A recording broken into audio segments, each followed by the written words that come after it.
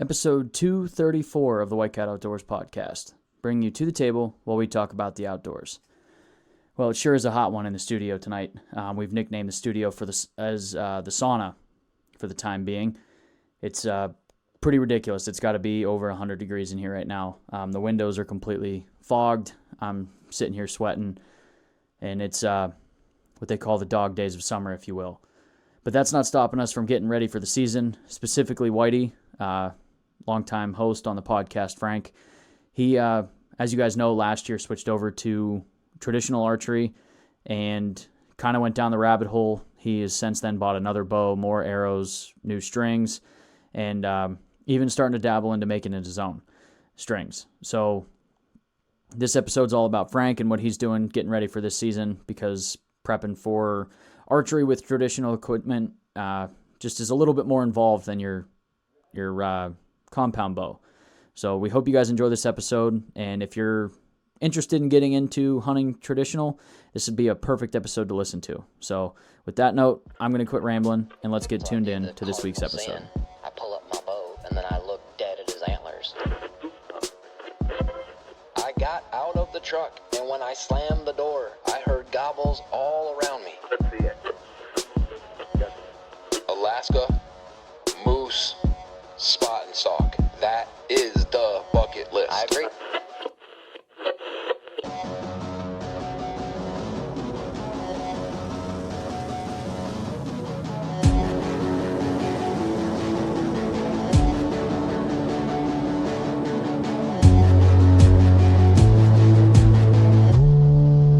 White Cat Outdoors.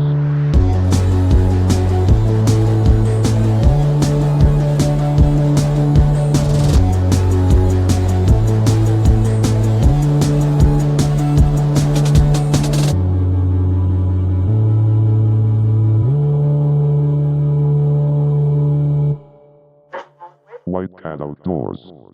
What's up, everybody?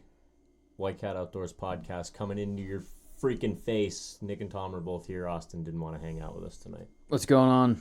Yep, glad to be up in the sauna with everybody. Yeah, we're going to keep it nice and short tonight because Tom refuses to get us AC in this bitch, so it's hot. It's like you should call it the sauna. It's about what it feels like right now. Yeah, the windows are quite fogged because it's so hot in here. It's nice. It's disgusting. You gotta sweat out the toxins. Yeah, we're doing that. I'm definitely sweating. Love podcast, hate toxins. Yeah, it's going to be our new slogan. Love podcasts, hate toxins. Yeah.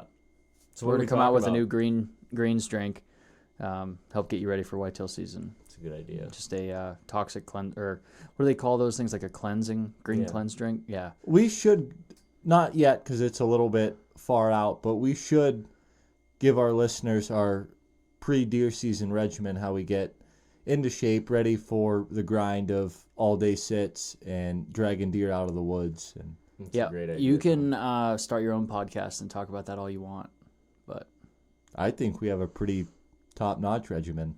Seems to work well.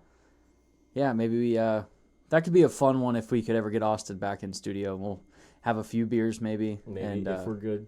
talk about our regiment. Yeah. I'm in. But that's not Sounds like tonight's topic. No, it's not. So we are in obviously the heat of summer, literally. Real hot. And it's... Happy first day of summer, everybody. That's right, Oh, it yeah, is. it is that day. What's your watch say? It says it's the summer solstice. Is today today's the longest day, too? Longest day of the year. The summer solstice is the longest day of the year. I didn't realize that the summer solstice was also the first day of summer. Now I know. Yep. Now you know. 27 years and just figured that out now. Yep. But anyway, like you said, we're at, I guess, the start of summer, which deer season's going to sneak up on us quick. Mm-hmm. And if you're an archery hunter like us, it's getting to be that time where it's like, I know some guys are like, oh, you got to shoot year round. Yeah, I mean, it doesn't hurt, but I think you can be a very effective hunter by breaking out the bow in the summertime, shooting for a few months before the season. Yeah. But with a compound, it's a little less critical, and I'll get shit for that, but it is. Yeah, it's a lot easier to get proficient with a compound. Yeah, it takes a few good months of shooting and you're fine. But in the traditional world, it's a totally different animal. And because Frank has pretty much exclusively switched over This episode's going to be a lot of Frank talking. So Frank, what are you doing? Because you're way into shooting already. Yeah, I've been shooting for a month and a half now. So why don't you break down the difference? Because you shot with a compound for 20 years, and then now last year dipping your toes, and now you're completely full bore traditional guy. Yeah. Threw out your compound bow. I didn't do that yet. But anyway, Thought about it. what's your prep for the season look like now? Well, I bought another bow. My first recurve that I bought was a 50-pound bow that I bought to hunt with last year. And everyone will always say, like, when you get into it, to buy a light bow first and get your mechanics down and figure it out before you get a heavier bow. And 50 is not crazy, but it is heavier than most people use for whitetail. People use like 45s a lot.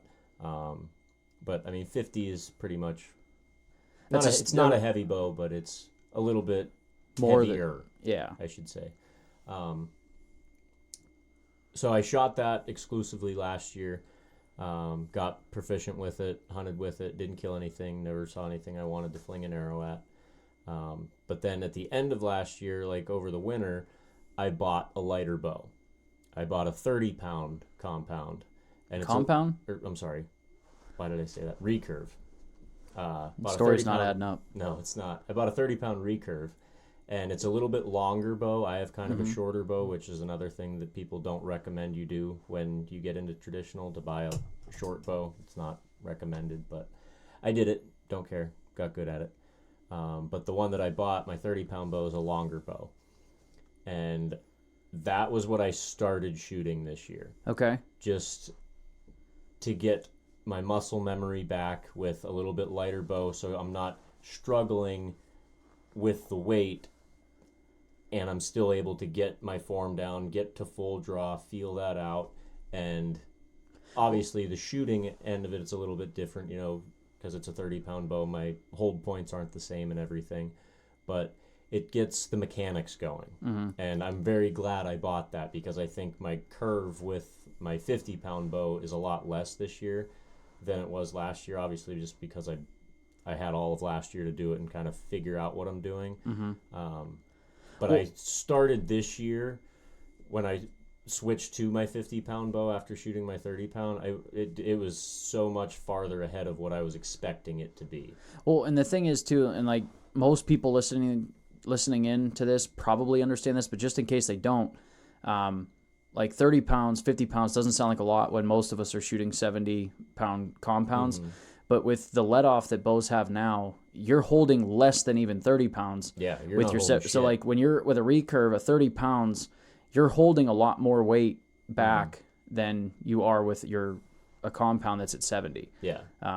So it sounds like it's a lot less, but you're holding more weight while shooting most of the time. Yeah, exactly. Is there a minimum weight requirement for recurve bows, to legally hunt? Because I know in PA your compound has to be 35 Yeah. to legally hunt. Is there a similar law for recurves? I don't know if there's a different minimum for recurves. I don't know if it's just 35 pounds across the board. I would guess it's a little bit higher than that for a recurve, but I don't know that. I haven't read into it. I know 50 is plenty, and that's what I hunt with. So. So you bought this other bow with no intentions of hunting with that bow? It's just a mechanics bow? Squirrels. Yeah, I was gonna shoot squirrels, rabbits, Right. just something to mess around with. But it was mostly for just feeling out my mechanics and stuff, and I wanted to start the year with that bow just to feel out everything and get back in the swing of things with a little bit easier draw. Arrow wise, with your new bow, are you using the same arrows, or did you have to buy new arrows? I switched to, or you mean the 30-pound bow? Yeah, so you have a 30-pound bow. You bought a new bow. Did you buy new arrows for that bow? No, I don't use, I have grizzly stick arrows for my 50-pound bow. And for the 30-pound bow, I'm using, what are they? Easton, what the hell they're Easton arrows. I can't remember what the model is. but they're a little stiff when I shoot them. They kind of tail a little bit. Mm-hmm. And I found a guy in the one traditional archery group that I'm in that makes arrows. He makes cedar arrows. And I'm going to buy some cedar arrows from him for that bow. And he makes very, very nice arrows from what it looks like. And everyone on all those pages reviews all of his shit. And he does good work. And I plan on buying a half a dozen arrows from him. Nice. Yeah. So, yeah, I plan on doing a little bit of like rabbit hunting and stuff with it when they're in, and squirrels and stuff. Not that I plan on being any good at it. Well, I plan on being good at it, but I'm sure I won't be very successful. Yeah, so do you do any of like the stump practicing that you see a lot of the archery guys do, that like they just walk through the woods and shoot rotted stumps at different distances? And Yep. Yeah, I just walk around my house because I have trails all over through the woods by my house, and I just go walk the trails and shoot at shit and shoot in the yard and whatnot. I don't do that with my 50-pound bow because I don't want to be fucking launching arrows places and breaking my arrows. But yeah, but I mean it's good practice because like the difference between like a 20 and 35 yard shot with a recurve is way different than what it is for a compound. Yeah, like my bow doesn't drop much inside 30. Like my 20 to 30 is like an inch or two. Yeah. Versus like a recurve, you're probably 6 to 8, I would imagine, in a 10, 15 yard difference. Yeah, exactly. So it's definitely a big difference and a big learning curve to get through that. Yeah, because I mean, like something that's at 20 and say 23 yards, not a big deal with a compound. Yeah. With a recurve, I feel like 3 yards can make the difference on a marginal shot. For sure. So, how are you feeling going into this year? Like, do you feel better with this lighter bow? Like, it's going to be more confident in the stand this year? Yeah, and I have already switched to my 50. Oh, okay. And I'm shooting my heavier bow now. I've been shooting that. Like the first month I was using the lighter bow, and then switched to my heavier bow. And I got a new string on that this year. I just picked it up. I shot it a little bit, then I got a new string. I've only shot it a couple times with the new string, but I'm very happy with the new string. The guy that makes my strings does a great job, and it's significantly quieter and significantly faster. Is it the same guy Tom and I use? Yeah. Nice. Yep. Yeah, that guy's got more knowledge of bows and archery than probably anybody I've ever talked to. Yeah, he's been doing it a very, very long time and knows about everything there is to know when it comes to that stuff. I guess I didn't realize he made or like worked on recurves, but if I thought about it, I guess he was working on bows before compounds were a thing. Yeah. Like, so he obviously would know. So I don't think of that, but then it's like, well, this guy's been around a while. Yeah. So that's pretty neat that he, just the change of a string, like a custom made string can completely get rid of, or not completely get rid of, but dampen your sound that much. Yeah, and usually when you dampen sound, you lose speed. And the material that he used for my string is a little bit faster material, and so I got a quieter, dampened string, and my bow was going faster. That's best of both worlds there. Yeah, exactly. I was very, very thrilled with it. Now, how long does your string last on a recurve? Because, like, to me, it doesn't seem like with my compound, I'm not changing strings every year like you are with this recurve. The one I had, I didn't need to change. Okay, it was more of a wanted to upgrade kind of thing? Yeah, I wanted a different string. I wanted a quieter string. And I was talking to him before I even took it over there, just telling him what I wanted. And he's like, yeah, I'll hook you up. Don't worry about it. When I brought him my bow and stuff, he was like, there's nothing wrong with that string. I was like, yeah, it's completely fine. It's not frayed or dry or anything. I just wanted a different string. But every couple years, just like a compound. And if you take care of it, it'll last a little bit longer. If you leave it strung all the time, that's obviously not good for it. Yeah, you'll get a few years out of a string, depending on how much you shoot and how well you take care of it. Nice. And you had mentioned before we started podcasting here today about making your own.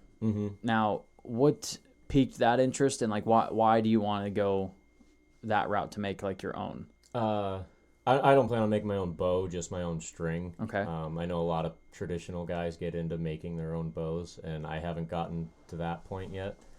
But just when I went over and was talking to Bob to get my new string, he was talking about Flemish twist strings. And I don't know what that means. It's a way of making the string, because like there's no how do I want to describe it? So like, you know how on your bow, like where it hooks into the cables, where the cables and string hook to your cams, there's a serving that comes out Yeah. from that loop, and it's served all the way, not all the way up, but it's served up a ways. With a Flemish twist, there is no serving. It's served in the middle, obviously, where your knocking point is, but you don't serve the ends. It's just kind of braided and twisted together. You have different lengths of string, and you just braid those together, and the different lengths kind of just weave together and taper out. Okay. And that's how you make the loops that hook on the end of your bow. And after talking with Bob, he's like, these are super easy to make. Like, all you do is make a little wooden jig to weave the strings through, and then you just twist them. And talking to him, I was like, I'll watch a couple videos, see what it's all about. And after I watched a couple videos, I was like, well, this looks like it's really easy. I'm sure there's a learning curve. A knack to it. Yeah. And getting the right length of string, and you have to stretch it and stuff. And after you stretch it, making sure you're still at the right length and everything.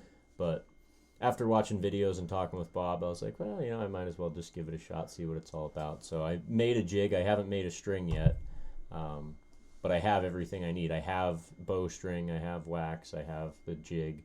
Nice. So my next project, when I have some time to sit down and fuck up a couple strings, I'm going to see if I can't make a Flemish twist string. Absolutely. That's kind of neat. I feel like that's the entry or the gateway into like eventually trying to just make a bow and then maybe make some arrows. Like, especially with how much you enjoy woodworking as it is, getting to a point where you're like, and maybe you don't hunt with it the first year or whatever, but like the idea of like making a bow from scratch and making your own arrows, all that stuff would be Sinew string. That would be wild. That would be wild. I don't think I'll ever dabble with making arrows. Why? I don't know. That doesn't seem like it's on my radar. I could could do some- definitely see myself getting into making a bow, and I'm sure it's just going to be a progression. I'm making a string, I'm going to make a bow, and then I'll be like, well, I might as well make arrows too. Even like I said, just to say that you did it. Yeah. And then maybe even if you just got a dough, like just be cool to say that like all of this was handmade. Yeah, exactly. So we'll see how many years it takes me to get to that point, but I'm not there yet. Well, we'll mark that now. That start the bets on the over and under Start before the Frank makes his calendar. own. But yeah, that's really neat. I know my bow has not come out of the case yet this year. I didn't shoot Winter League this year. I was busy closing on a house, and now with my injury, I don't think pulling a bow back is. Yeah, probably not a good idea. Yeah, not a shoulder injury, but I'm not supposed to be bearing any weight, so. But got an appointment next week. Hopefully, doctor's like. Pull that bow back. Yeah. See what that bow do. What's that bow do? But yeah, it's getting to be that time of year, and I'm getting really excited. I know. There's a piece of property that I've been eyeing up since the end of last archery season, and I haven't gone and talked to the guy yet to see if I can hunt it. And the other day I was driving home, I was like, I really need to get on that, because I need to start getting in the woods and scouting and figuring this place out, because archery season is going to come up in no time. Yeah. I haven't really done a whole lot at all to prep for season. This has just been a crazy year with buying a house, marriage, all like it's just craziness. A lot of shit going on. Yeah. Kind of trumps hunting. Yeah, unfortunately. But it's all temporary stuff, and it's all good stuff. Yeah. Well, hopefully the marriage. Well, I'm saying like the yeah. What I meant by that was like the preparation. She'll be like, out the door next year. I'm not worried about it. Not a chance. No, what I meant, like planning for the wedding and all like this busyness of it is all temporary. Yeah. No, the marriage is forever. That's how that works. She's a good one. So. But yeah, it's. I don't know. I'm not going to drag this out any longer than I have to. This is ridiculously hot up here. I am literally dripping sweat just sitting down. Yeah. You need to buy that building so we can get a new studio.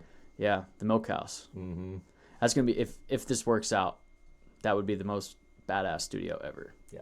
Because we could probably make the actual milk house the studio. That would be sick. Is there a parlor in there? I don't know. No, like underground. Yeah. No. That would be sick. It's an old, like before parlors and stuff. The trough is still like behind the cows, like all the stalls and stuff. But the actual milk house is actually still in really good shape and could easily be set up as an awesome studio. That'd be dope. We just get like Got Milk t-shirts and everything. I can't wait. Yeah, it's pretty much a done deal. Not really though. Not even close. But unless Tom has something to interrupt, anything? No. No, or do you want to sit up here any longer? Or? No, I'm pretty good. Yeah, it's pretty hot. All right, well, I guess we're going to close it out there. Hopefully you guys aren't basking in this heat as much as we are, but it's like 90 degrees and probably 105 in this room. So we're going to close it out there. You guys know what to do. Get outside.